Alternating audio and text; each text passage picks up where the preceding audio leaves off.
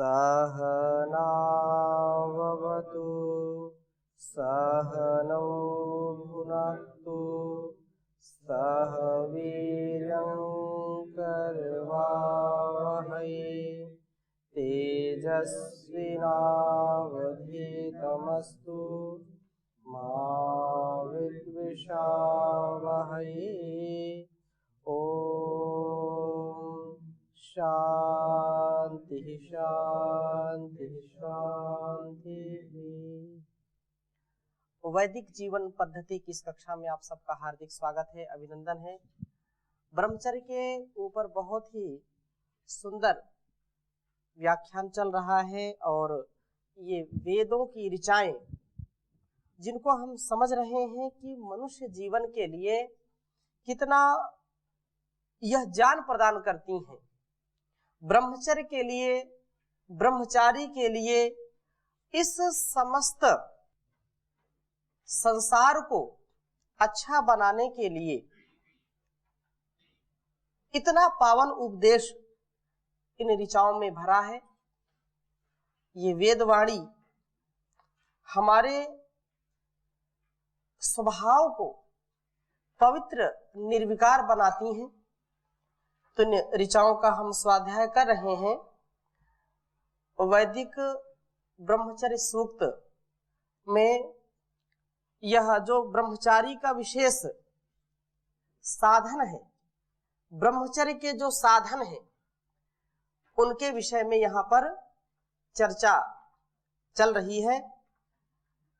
चौथे मंत्र का हम स्वाध्याय कर रहे थे, एक बार सभी उच्चारण करेंगे।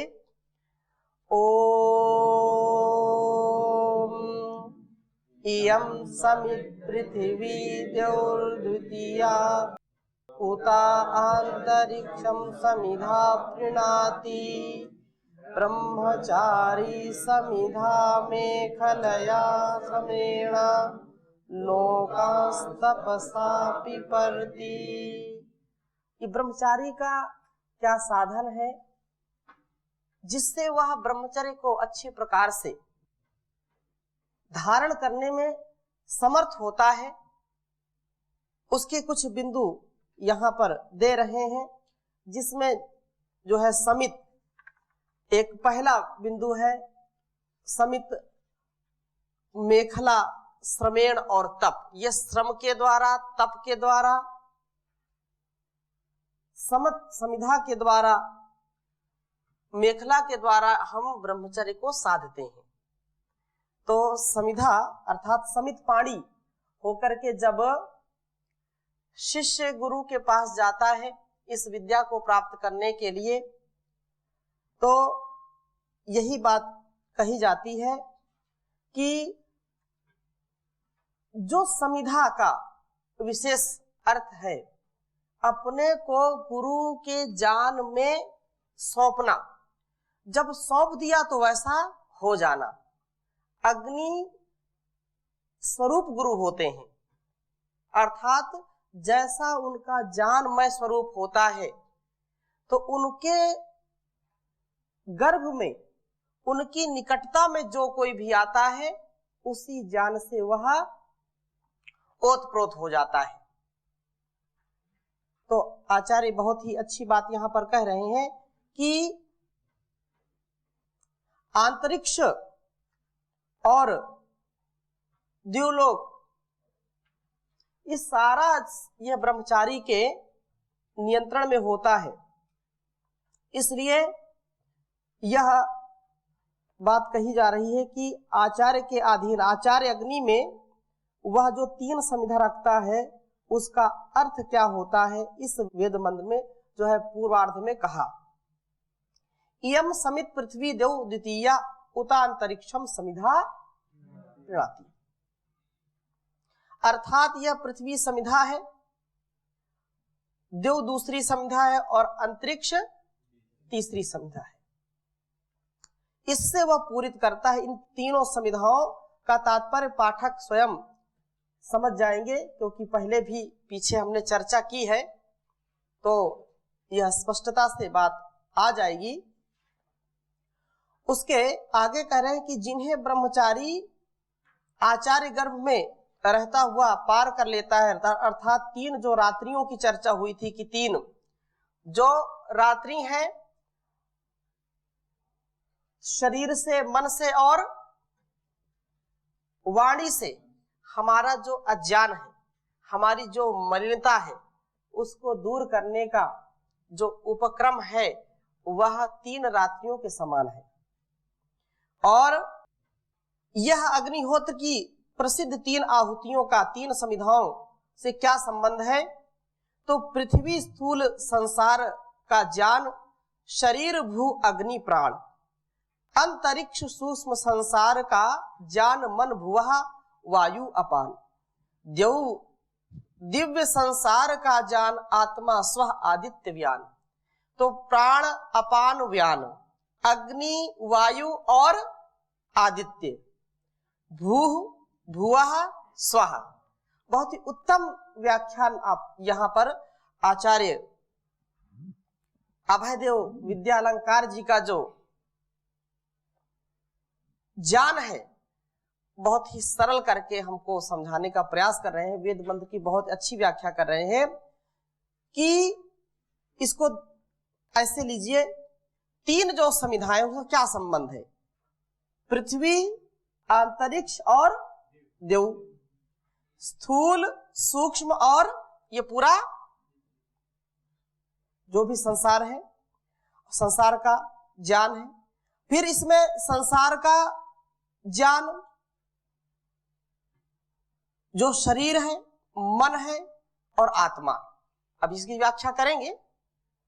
शरीर, मन और आत्मा, भू, भुवः और स्वः, अग्नि, वायु और आदित्य, प्राण, अपान और व्यान।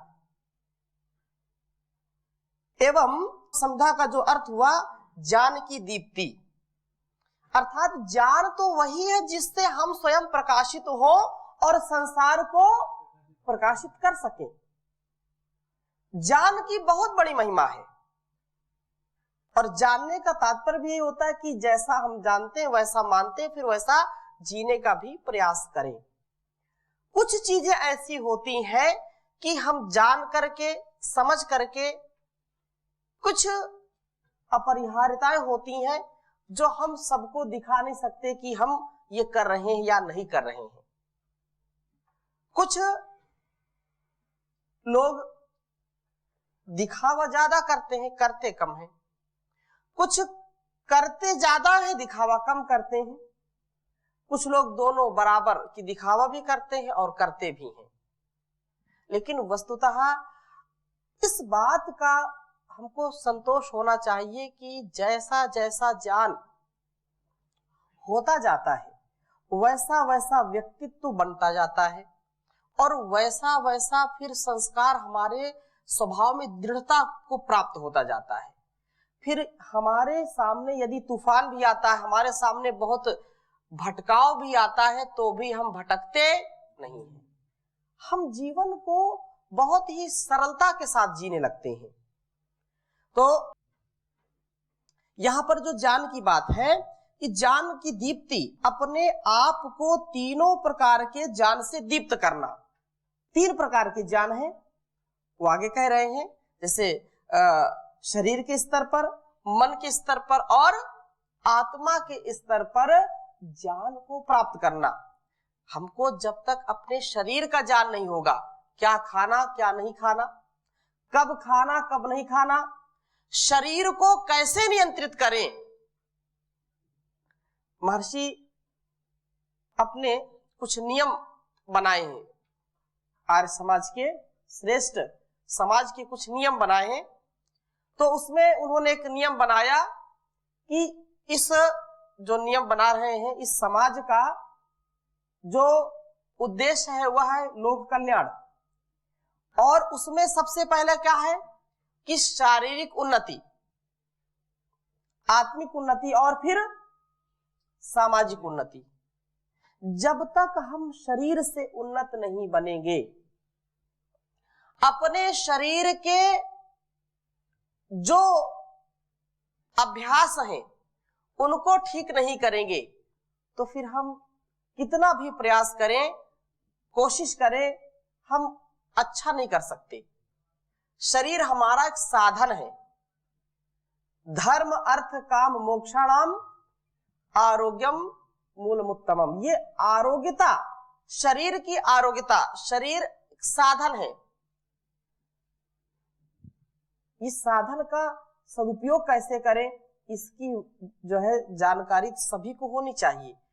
आपको बहुत अच्छी गाड़ी दे दी जाए, 4 पहिया 2 पहिया, जो भी आपको अच्छा लगता है, आपको भी कभी कभी मन होता है कि मुझको ये गाड़ी मिल जाए, जो शौक रखते हैं। ऐसे मैं कई ब्रह्मचारियों को जानता हूं कि उनको साइकिल या मोटरसाइकिल दे दो तो वह उनसे कुछ भी काम कराओ, कहीं भी भेजो, दिन भर उनको भोजन मत दो। क्यों? क्योंकि मोटरसाइकिल चलाने का आनंद उनको मिलता है, शौक है। अच्छा, मोटरसाइकिल के बाद फिर बोलेरो मिल जाए या कोई 4 पहिया वाहन मिल जाए। जिनको शौक है, जिनको उसकी इच्छा होती है, उसको बड़ी रुचि के साथ उस कार्य को करते हैं। अर्थात मेरा कहने का आशय ये है कि जिस विधि में, जिस नियम में हमको रुचि है, उसको हम करना चाहते हैं, और जिसमें रुचि नहीं है उसको करना नहीं चाहते। अब इसको शरीर से लीजिए। शरीर के कुछ नियम हैं, शरीर के कुछ गुण धर्म स्वभाव हैं। उन नियमों को जान करके उसको जीने में किसी की रुचि होती है, किसी की रुचि नहीं होती। मतलब उसको जो अच्छा लगता है वो करता है, शरीर का ध्यान नहीं देता। जब शरीर को अच्छा नहीं चला पाएंगे तो शरीर आपका जवाब दे देगा। वाहन को यदि अच्छा नहीं चला सकते आप, कितनी अच्छी नई गाड़ी आपको दे दी जाए, 2 पहिया दे दी जाए, 4 पहिया दे दी जाए, उसको बहुत जल्दी आप खराब कर देंगे कि नहीं? तो साधन तो बहुत अच्छा मिला, उत्तम मिला, लेकिन उसका ज्ञान नहीं है चलाने का। कितने स्पीड में चलाना है, कैसे ब्रेक लगानी है, कैसे उसका एक्सीलेटर लेना है, कैसे क्लच लगाना है, किस स्पीड में कहां कहां, क्योंकि अलग अलग मार्ग होते हैं। अब बहुत ही ऊंचा खाली है, अब उसमें आप चौथे गियर में, छठे गियर में चलाएंगे तो गाड़ी रहेगी, आप रहेंगे कि नहीं रहेंगे? कोई गारंटी नहीं है। और बहुत अच्छा प्लेन रोड है, सड़क है, तो उसमें आप पहले गियर में चलेंगे तो लोग क्या कहेंगे? अर्थात देश काल परिस्थिति में अपने आप को समझना, अपने आप को ज्ञान से विकसित करना, शारीरिक रूप में कब कौन सा आहार लेना, कितनी निद्रा लेना, कब सोना, कब जागना, कब उठना, कब बैठना, शरीर का जो संतुलन है उसको बनाए रखना, ये ज्ञान है शरीर का। और शारीरिक ज्ञान होने से व्यक्ति दीर्घजीवी होता है। ज्ञान होने का मतलब क्या है? वैसा जानना। अब ऐसा जानबूझ न करे ढिठाई, जानता भी है लेकिन मानता नहीं है, तो उसका ज्ञान उसको कोई काम नहीं आएगा, उसका ज्ञान उसको शमशान ले जाएगा। भाई जैसा जाना फिर वैसा माना, तभी तो जीवन अच्छा चलेगा, जीवन महान बनेगा। तो यही बात यहां कह रहे हैं कि जब ब्रह्मचारी आचार्य अग्नि में या गुरुकुल की अग्नि में पहली समिधा रखता है तो वह उस द्वारा अपने आदर्श को, गुरुकुल के ध्येय को ज्वलंत देखता हुआ उसमें अपने आप को अर्थात अपने शरीर को समर्पित करता है। कि जैसा गुरुकुल का नियम है, गुरु के कुल का जैसा नियम है, गुरु के द्वारा जो नियम बनाए गए हैं वैसा ही अपने को आचरण करना है। तो परम पिता परमेश्वर सबसे बड़ा गुरु है, तो इसने भी इस शरीर के लिए कुछ नियम बनाए हैं, कुछ इसके आहार के विषय में, हित भूख, मित भूख, ऋत भूख, यथा योग्य आहार का ग्रहण करना, जिससे वह अपने को पार्थिव ज्ञान से प्रदीप्त कर लेता है, उसकी शारीरिक उन्नति होती है। शारीरिक उन्नति कब होगी? जब आप उचित आहार लेंगे, उचित व्यायाम करेंगे, विचारों को और आहार को, अपने आहारों को, विचारों को ठीक करेंगे, व्यवहारों को ठीक करेंगे, तो अपने आप शरीर अच्छा हो जाएगा। एक जो है बहुत पहले किसी ने सुनाया था, खट्टा मीठा चरपरा जिह्वा सब रस ले, जिह्वा सब रस ले। खट्टा मीठा चरपरा जो भी स्वाद है वो कौन लेता है? जिह्वा लेती है। तो खट्टा मीठा चरपरा जिह्वा सब रस ले। और आगे इसकी जो है किससे उपमा की है कि चोरों, जो चोर होते हैं और पहले कुत्ते होते थे, अभी शहर में लोग रखते ही हैं, चोरों कुतिया मिल गई पहरा किसका होए।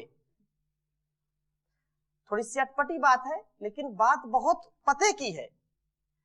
जीभ का यदि आपने नियंत्रण नहीं किया तो जैसे कुत्ता को उदाहरण देते हैं कि उसकी लार, जैसे कोई खाने की चीज सामने उसके डाल दो और उसको दो नहीं, दूर से उसको जंजीर से बांध के रखो तो उसकी लार टपकने लगती है। टपकती नहीं, सबसे ज्यादा कुत्ते की टपकती है। इसलिए लोग कुत्ते का उदाहरण देते हैं कि कुत्ते जैसी इसकी लार टपक रही है। तो यदि तुम्हारा नियंत्रण जीभ में नहीं है तो पदार्थों का, जिसमें आपकी रुचि है, उन पदार्थों का, उन व्यंजनों का नाम लेने मात्र से मुंह में पानी आ जाता है। तो इसका तात्पर्य क्या है कि उधर हमारा झुकाव ज्यादा है, भोग पर ज्यादा झुकाव है, रसना की जो वासना है उस पर नियंत्रण नहीं है। और जिसका रसना के, जिसमें रसना जिसके वश में नहीं है, तो संसार में कोई उसको वश में नहीं कर सकता है। वह व्यक्ति चोरी से, चुपके से, छल से, बल से, कपट से कहीं ना कहीं पदार्थों को ग्रहण करना चाहता है। तो ये उदाहरण दे रहे हैं कि जीभ सब रस लेती है, और जैसे मकान या कोई घर की रखवाली में कोई कुत्ता बांधता है और चोर आकर के उस कुत्ते को, कुत्ता तो कुत्ता है, उसको अच्छा अच्छा पदार्थ खिला देता है, तो चोर जैसे कुतिया को खिला करके उसको अपने पक्ष में कर लेता है, सब घर का माल लूट करके चला जाता है। कुत्ता यदि भौंकता तो घर का मालिक जग जाता, लेकिन चोरों ने उसको बहुत अच्छा मालपुआ खिला दिया। चोरों ने क्या किया, उसको मालपुआ खिला करके दूर ले गए, एक एक डाल डाल करके दूर लेके चले गए, और इधर पूरे मकान का माल साफ कर दिया। यही बात हमारे जीवन में लागू होती है। यदि हमने अपने जिह्वा पर नियंत्रण नहीं किया तो जो भी हमने बल प्राप्त किया है, जो भी आरोग्यता के लिए हमने उपाय किए हैं, वो काम नहीं आएंगे। हमारे शरीर की जो दिव्यता है, जो शक्ति है, वो क्षीण हो जाएगी यदि रसना में हमारा बस नहीं चलता। तो शरीर का बिगाड़ होना शुरू हो जाता है। अति सर्वत्र वर्जयेत्, अति नहीं करनी चाहिए। नितांत जो आवश्यक है, जो भी तत्व शरीर के लिए आवश्यक है, वो परम आवश्यक तत्वों को तो हम नकार नहीं सकते, उनको लेना ही चाहिए, लेकिन विवेक के अनुसार। विवेक है तो जीवन है, ज्ञान है तो जीवन है। इसलिए शरीर को बलिष्ठ बनाना, शरीर के आहार पर ध्यान देना, समय से सोना, समय से जागना अधिक, क्योंकि इसकी चर्चा हम आगे और करेंगे। केवल संकेत मात्र यहाँ पर मंत्र के जो है आधार पर हम कर रहे हैं कि हमको शरीर की बारीकियों को समझना चाहिए अपने शरीर के अनुसार। अब कोई व्यक्ति बहुत व्यायाम करता है और उसने 4 चम्मच घी डाल करके खा लिया, 10 रोटी भी खा ली, ठीक है। अब कोई व्यक्ति जो कम व्यायाम करता है, दुबला पतला है, अब उसके मन में आ जाए कि अरे ये तो खा रहा है तो मैं भी खाऊं,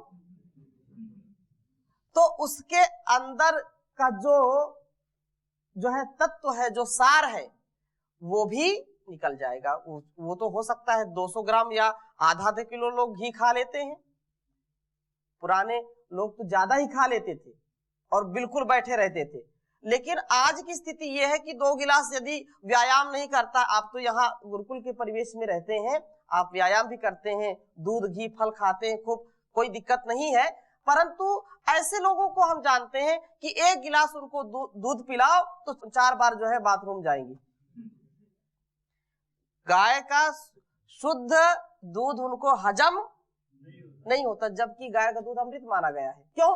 क्योंकि उन्होंने शरीर को साधा नहीं है, शारीरिक क्षमता को बढ़ाया नहीं है। ये बात विशेष कर रहे हैं कि शरीर को जानना, पार्थिव ज्ञान होना। ये शरीर पार्थिव है, पृथ्वी आदि से पंच जो है महाभूतों से बना है, लेकिन इसका नियम क्या है, इसका जो है गुणधर्म क्या है, इसको समझ करके अपने आप को आगे बढ़ाना। और जो लोग इस ज्ञान को नहीं समझते, जो देख करके व्यवहार करते हैं, वो कभी भी सक्सेस नहीं हो सकते। और आगे कह रहे हैं कि दूसरी समिधा द्वारा अपने आप को, अपने मन को, पहला तो शरीर के लिए हो गया, दूसरा मन के लिए, तो मन को समर्पित करता है, जिससे वह अपने को अंतरिक्ष सूक्ष्म जगत के जो है ज्ञान के द्वारा प्रदीप्त कर लेता है और उसकी मानसिक उन्नति होती है, शारीरिक उन्नति और मानसिक उन्नति। एवं तीसरी बार वह अपने को उसी अपने ध्येय अर्थात अपनी आत्मा ब्रह्म को देदीप्यमान अग्नि में समर्पित करता है, जिससे वह अपने को दिव्यलोक के दिव्य ज्ञान से प्रदीप्त करता है, और उसकी आत्मिक उन्नति होती है। कहने का आशय यह है कि शरीर से बलवान बनना, मस्तिष्क से प्रज्ञावान बनना और आत्मा से हर प्रकार का सामर्थ्यवान बनना, ये 3 प्रकार से अपने को बलिष्ठ बनाना। बुद्धि का बल, शरीर का बल और आत्मबल।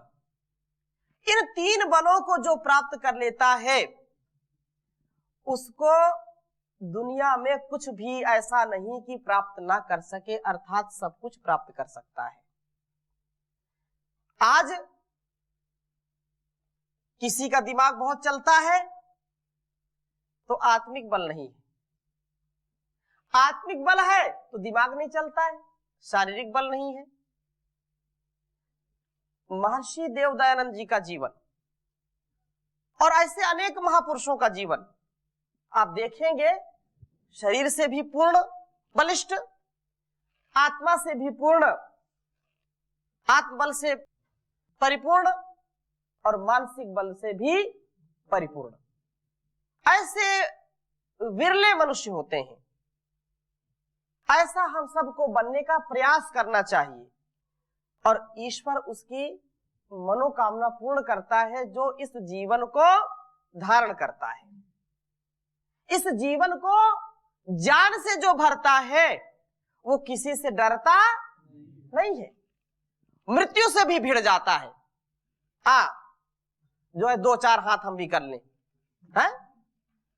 मृत्यु से जो डरेगा, जो समझो डर गया, वो मर गया। जीते जी व्यक्ति मर जाता है जो डरता है। कौन नहीं डरेगा? जिसके पास मानसिक बल है, जिसके पास शारीरिक बल है, जिसके पास आत्मिक बल है। आत्मोन्नति सर्वोपरि। मन को नियंत्रण करना है। मन विषयों में भागेगा, उसको कंट्रोल करिए। धीरे धीरे धीरे धीरे मोड़ तू इस मन को, इस मन को तू, इस मन को। मन मोड़ा फिर डर नहीं, कोई दूर प्रभु का घर नहीं। धीरे धीरे मोड़ तू इस मन को, इस मन को तू, इस मन को। मन चंचल मन कपटी मन है चोर, कहता आए पल पल में कुछ और। घर में है तो जंगल की याद आएगी, और जंगल में है तो घर की याद आएगी। पढ़ने बैठता है तो सोना चाहता है, सो के उठता है तो घूमना चाहता है। कहीं पर चैन मिलता नहीं, संतुष्टि कहीं नहीं है। इसको कैसे संभाले? मन चंचल मन कपटी मन है चोर, कहता है पल पल में कुछ और। क्या उपाय है? अभ्यास से, वैराग्य से, अभ्यास से, वैराग्य से। कुछ भी है दुष्कर नहीं, कोई दूर प्रभु का घर नहीं। धीरे धीरे मोड़ तू इस मन को, इस मन को तू, इस मन को। ये मन धीरे धीरे आएगा, लेकिन ये तो एक ऊपर की बात है। मन के ऊपर भी हम चर्चा करेंगे। वेदों में मन को बहुत अपार शक्ति से जो है अलंकृत किया है। तन्मे मनः, कहीं इसका जो है इसको नीचा नहीं दिखाया है। तो इस चर्चा को हम और आगे बढ़ाएंगे। आज यहीं पर विराम देते हैं।